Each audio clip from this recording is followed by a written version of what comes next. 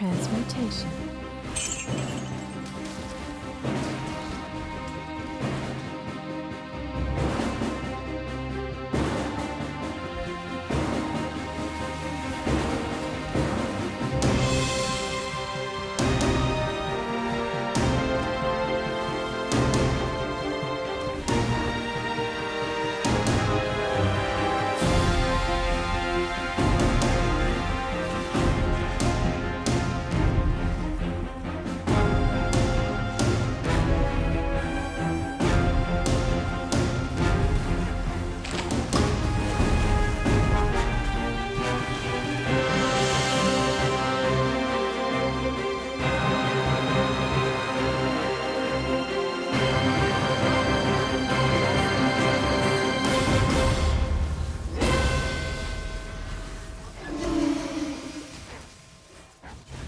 Hey guys, Baker here.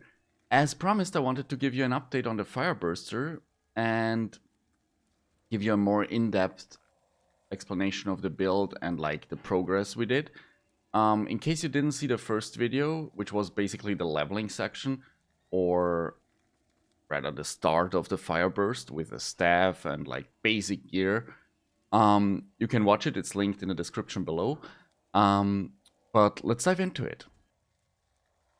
Let's start with explaining what Fireburst is. So basically, Fireburst is an essence mod you get from the essence of Hysteria, which is this one, and it's a spell that gets cast if you hit a target.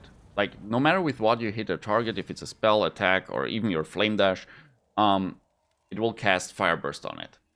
Since it's a mod that's on the weapon, specific, everything in that weapon, every single support gem, will support it.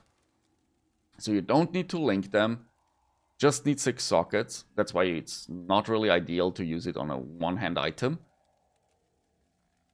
But every single support gem will support it. In my case, I went for a bow.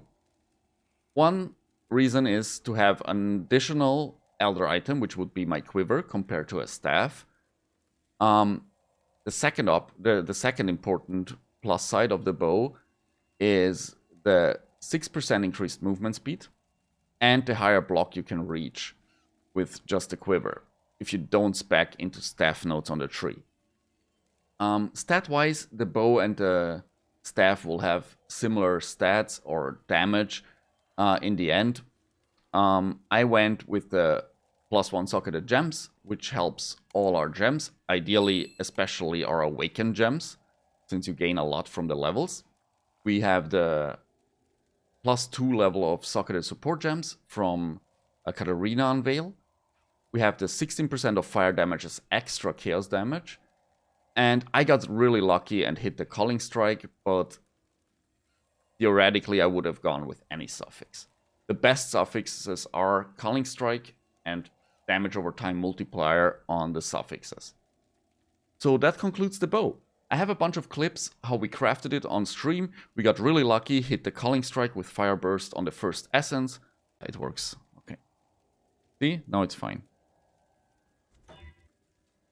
Oh my god! Guys. No fucking way. First fucking try.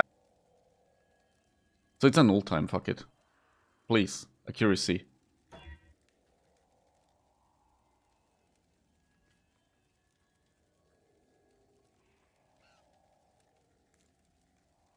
Easy. Done, right? Okay, so far, what we did yesterday, I have a little clip from stream yesterday, right, where we hit the essence on the bow and got lucky by hitting Fireburst and Calling Strike straight away. Which is one of the best suffixes we can get. We could have gotten tier 1 damage over time multi, but I still think Calling Strike is pretty amazing to have. And then we hit the annul, because there was another suffix and a prefix. Then we crafted cannot change suffixes, scoured the prefix away, and now we're left with 3 mods. So what's happening now is basically we have to do cannot roll attack mods, which leaves us with only one possible prefix we can hit. I can so cannot roll attack, right? It costs 1 exalt. Then we slam the exalt. And we can only hit the +1. Socketed gems. Boom.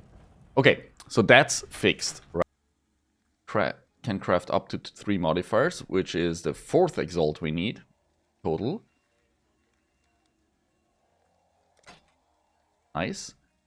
And now we can add fire damage as extra chaos. And the +2 supported gems from Katarina. And you have a perfect bow. So you hit it with an essence, and you want to have 2 suffixes before you continue crafting. Because once you have 2 suffixes, you can fill the last suffix with cannot roll attack mods.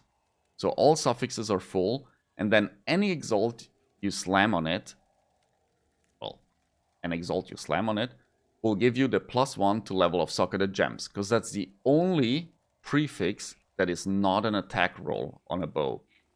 So that one is guaranteed.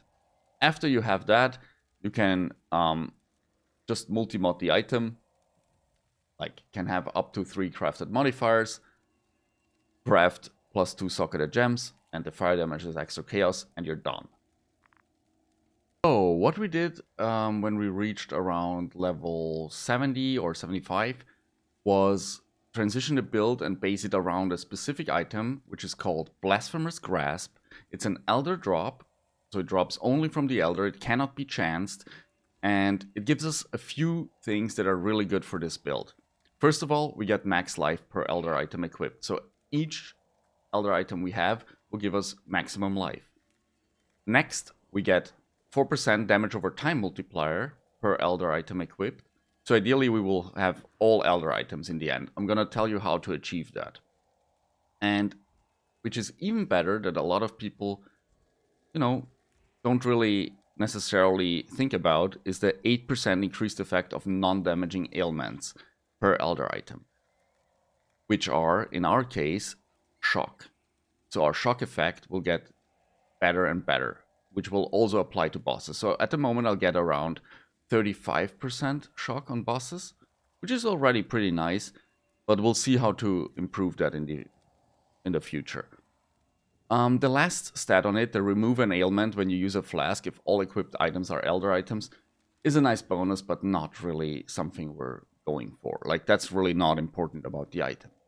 So as soon as we equip this item, we'll try to get every single slot as Elder. The easiest way to achieve that, if you're in a trade league, obviously, or in SSF and you have bases, is roll all your items on Elder bases. On some items you cannot do that. For example, Reflex Bow is a level 36 bow, so it's pretty rare to drop in high level maps. Ideally you want an eye level 82 Reflex Bow, just to be able to roll the highest damage over time multiplier, in case you hit it as a suffix. So the best way to do it is either by any base, any Reflex Bow with influence, if there is one, and then use Harvest to reroll the influence on weapons until you get Elder. Or you slam it with a Conqueror Exalt, like if you have a base Reflex Bow, a white one, you slam it with a Conqueror Exalt and then reroll influence. That's basically what we will do on every single league, on every single item, until we have the right influence. For the Archdemon Crown, for example, since it's a ritual-specific item, which you can only obtain from rituals, there's no other way than to slam it with a Conqueror Exalt, get some influence on it, and then reroll it with Harvest armor rerolls. There's also an option to use the cold damage, the flat cold damage helmet. I'm not sure which is better yet, so I'm gonna try it further, just so you have it in mind. Maybe it's actually better. But this one is pretty good and straightforward because it gives you lightning exposure, cold exposure, and fire exposure. Fire is the one we use, with socketed skills. that's why I socket my attack or my spell that I use to trigger Fireburst into the Archdemon Crown. Further, for uniques, as you probably already guessed, you will try to get an Elder Base and then either trash to treasure them, although you have to take care there because the Broadhead Quiver has 3 options, 3 uniques that could come out of it, and the Glorious Plate has 2 options. So it's not a guaranteed thing to chance the right chest and quiver. You could also go with a rare quiver, although I really like Rearguard, especially in Hardcore, for the armor and the chance to block spells and attacks. That's also the reason why I went with a bow, or one of the reasons why I went with a bow instead of a staff. So ideally we will scour chance those until we hit the unique. So that's for those items. For the belt, we went with Cyclopean Coil, which is also an Elder drop and Elder influence by nature. What it gives us is basically a pretty good life roll, some attributes. Mine isn't really great rolled, I went only for high life. To be honest, I didn't even bless it, because I'm looking forward to, get a better one later on. And it's a pretty cheap item in Trade League until we can craft a double influenced, like cooldown recovery and high life, percent life, ideally, belt. But until then, this belt is a super good budget and defensive option because, first of all, it gives us good life, as I mentioned, and with our current stats, it will give us Cannot Be Shocked and Cannot Be Ignited. So we have 2 of the ailments already completely out of the equation. That's why I really like Cyclopean Coil. Further, we could get the Cannot Be Frozen and Cannot Be Chilled on the boots. At the moment, I'm using really bad boots. I didn't even get an enchant. The best enchant for us would be the 1-160 lightning damage, if you didn't kill recently, which is great for bossing because it gives us even higher ignites. That's also one of the reasons why I mentioned the flat cold damage helmet from Ritual, because every flat damage we can add, that's why I added it, for example, on the ring as well. Every flat damage has a pretty high efficiency on Fireburst and will boost our ignites. For the helmet, we want either Malevolence or Determination, Reduced Reservation enchant. And for the rings, ideally, we want Vermilion rings with Elder influence and like triple res, right? And super high life, and yeah. This one I got quite lucky. It's not great, but I got the fire damage, which helps us as well. For the amulet, there's really not too many stats that help us. Ideally, as an anoint, you want anything that gives you fire damage multiplier. I went with like a just triple res Ami because I got lucky with that one on Alt Regals. But like an ideal Ami, I'm gonna show you from my 2 leagues old character gear. I had like regen, max life, and then the Ashling Unveil, which is endurance charge, minimum endurance charge, and on top of that, the chance to gain an endurance charge on kill. Ideally, we want the minimum endurance charge on every single piece, like both rings and the amulet. Without the chance, right, you can craft it for 1 divine at the crafting bench. Will give us 3 endurance charges, good fizz mitigation, good resistances, especially all resistance, because that helps us a lot.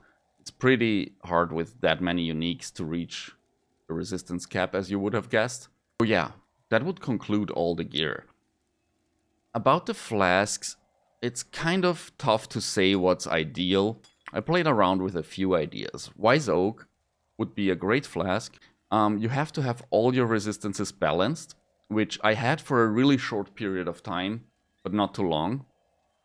So I wouldn't suggest you try to get that one in, but it helps us really good. Like if all resistances are balanced, if all are the same, like imagine we had 100 on everything, right? That would mean we get 6% reduced damage taken of each element, for which our uncapped resistance is the lowest. So if all are the same, all are the lowest, and at the same time all are the highest. So we get both effects on all 3 elements. So we would penetrate 8% res, and we would reduce damage from all the res. So it would be a really good flask, defensively and damage-wise. And it has a really long duration. It helps us with resistances, especially overcapping. So overall, it's a good flask, but it's nearly impossible to make it work in this build. Cinder Swallow is a great flask for sustain and damage. The biggest problem, though, after the nerfs, is that it consumes so many charges. So even that one I had to drop. So those are the 2 options that I'm kind of considering but not using. I really like Taste of Hate. It's one of the best unique flasks nowadays, I feel, after the nerfs last league. What it helps us do is like 15% of the physical damage is taken as cold. And since I'm using Primal Aegis in Hardcore, you know, it's basically 15% fizz damage we don't take, because it's taken by the Aegis first. Further, I use Rumi's Concussion, just because block on top is always great. It's a great flask, it's a granite, it gives us flat armor, and it has a pretty long duration. Then I use a Quartz Flask. It's not really needed, because at the moment I'm playing around with Phase Run. But Phase Run doesn't feel too good if you can't use increased duration with it. So at the moment I'm trying that out. But I'm not sure if that's something I would keep like forever. That's why I still have the Quartz Flask. I have a Quicksilver. Basically you could go with more movement speed, because we have the immunity to bleeding here and the immunity to corrupted blood on the tree or on a jewel or whatever. For the links in the Fireburst itself, the main links, I was going with Unbound Ailments, Awakened Burning Damage, or the regular one, Deadly Ailments, Swift Affliction, Ignite Proliferation, and Emulate. Emulate, in this case, is the strongest gem, or one of the strongest gems. Doesn't exist Awakened. This one doesn't exist Awakened. The other ones do. The second option, instead of Unbound Ailments, just to get higher Ignites, would be Awakened added cold damage, for example. It's also something to try out still. For now, I went with the Unbound Ailments setup. So yeah, what are we using to trigger Fireburst? At the moment, I'm using Stormbrand, because it attaches to enemies and has consistent hits. But basically, it's Stormbrand with Combustion, Hex Touch, and Flammability. My second setup, which I'm trying out at the moment, is Arcanist Brand, which is a brand that casts automatically all the skills that are linked to it. And I would use it with Flame Surge, Flammability, the curse itself, and Wave of Conviction to apply the exposure, or even higher exposure. I'm not 100% sure if the Flame Surge really helps with our single target. I tried it on a few bosses, but I can't really tell the difference yet. I have to do more testing, or test it yourself, and please let me know in the comments below. So those are the 2 options you can use. Keep in mind, the Arcanist brand casts every single skill, so every single mana cost you will have to take, and it can make you run out of mana a few times.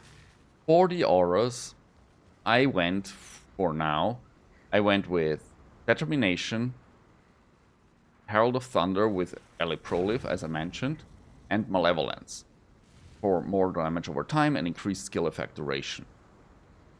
As defensive skills, I'm using, or for clear, basically I use Phase Run, also helps us defensively for the increased stealth.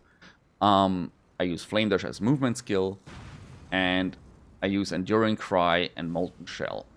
Enduring Cry, I hope I can drop soon, although it really is kind of my second life flask, so whenever I drop in life, I use Enduring Cry to fill my life up again. But but if I could drop it, I could put increased duration on phase run and molten shell together. That would help us a lot with keeping it up for some time. But first I would like to get the endurance charge or the minimum endurance charge on the rings and on the amulet, so we can actually drop it and have max endurance charges all the time. Okay, let's dive into the passive tree. So I have two versions since I talked to XayTV, and he made a pretty interesting version without a Combs Heart in SSF that I will link in the description below and maybe give some ideas, because he's going with spell suppression 100%. He has some on boots and chest and on the tree. I myself went with the Combs Heart version instead. No spell suppression, rather just determination and like a big life pool as defense, basically. So my tree is pretty straightforward. We start in the witch area, go pick up all the life nodes we can on the way. For now I'm using the chaos wheel, because it gives a reduced effect of curses as well on top. Gives good chaos res and corrupting blood for now, so I don't have to use a scuffed corrupting blood jewel. As soon as I can replace it with a better jewel, I will do that. Further, I took the aura reservation nodes to be able to run more auras.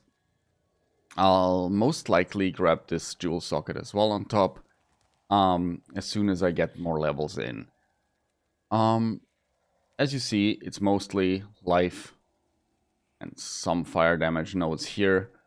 The most damage we get from the cluster jewels, which are large cluster jewels with ideally disorientating display, sadist, and prismatic heart. I sadly didn't hit it yet. How I craft it is usually go for a double jewel with like 2 of the mods we need, and then do the double regal in harvest. So far I didn't hit the right one to get 3 passives. Ideally we only want to use 2 anyways in the end. So I would go with Prismatic Heart and Sadist on this one. And on this one I would go with Disorientating and Prismatic, or Sadist. Further, we're using the Burning Damage medium clusters.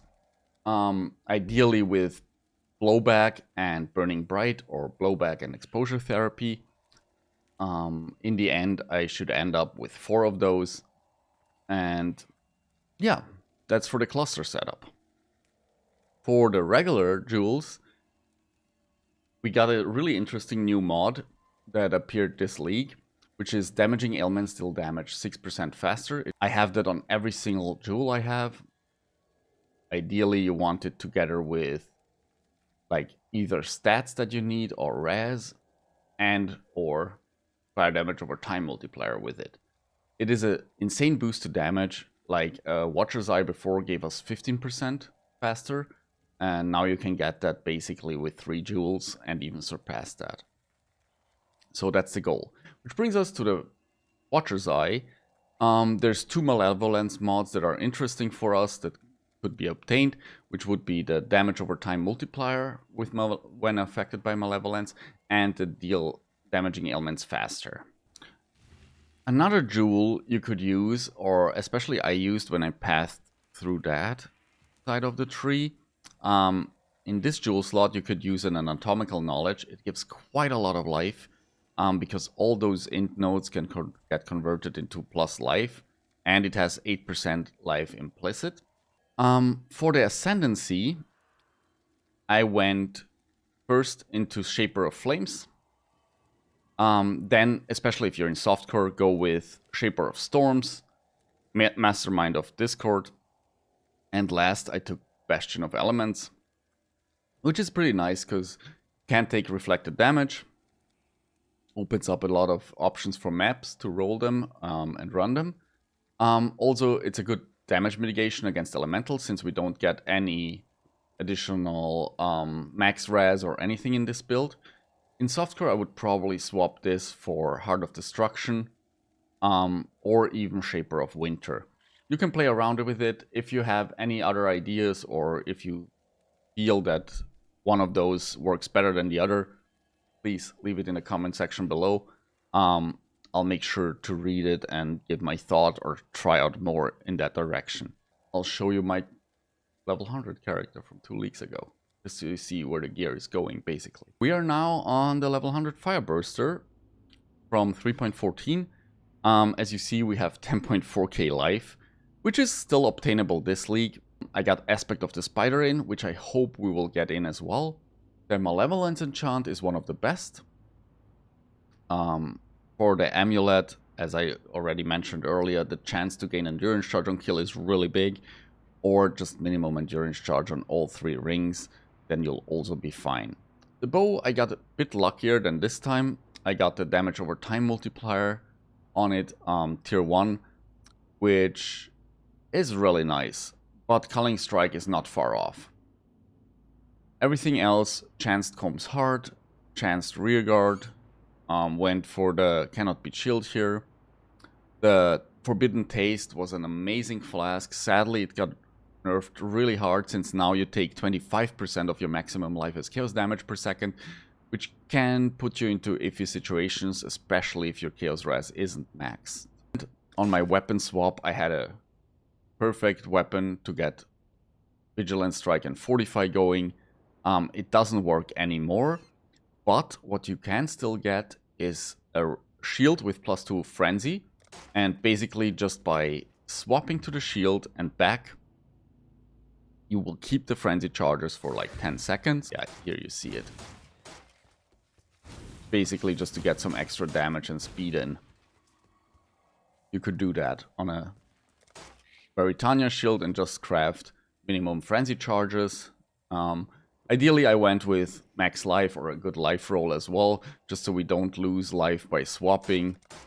You could also craft some spell block or whatever on top. Okay, this concludes the video. Thank you very much for watching, guys. If you have any questions, you can drop by my stream at twitch.tv/baker anytime. I stream nearly every day. And we'll continue the Fireburster a bit further. Thank you very much. See you guys soon.